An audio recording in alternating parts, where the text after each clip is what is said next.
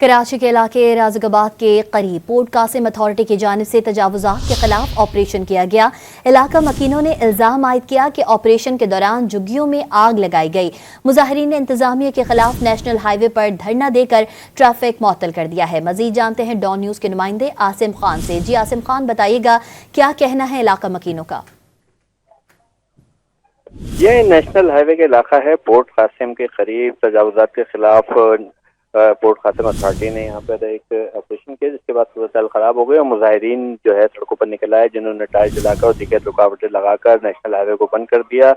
مظاہرین نے الزام عائد کیا کہ تجاوزات کے خاتمے کی آڑ میں جو ہے جھگیوں کو آگ لگائی گئی اور ان کی املاک کو نقصان پہنچایا گیا۔ تاہم جو ہے پورٹ قاسم اتھارٹی کا یہ بتانا ہے کہ تجاوزات کے خلاف آپریشن ہوگا، اس میں جو بھی تجاوزات ہیں ان کو مسمار کیا گیا ہے۔ تاہم اب مظاہرین سے مذاکرات کے لیے علاقہ پولیس یہاں پہ پہنچی ہے۔ تاہم ٹریفک کی معطل ہونے کی وجہ سے گاڑیوں کی لمبی قطاریں لگی ہوئی ہیں اور صورتحال کو کنٹرول کرنے کی کوشش کی جائے۔ عاصم خان اپڈیٹ کرے تھے، آپ کا شکریہ۔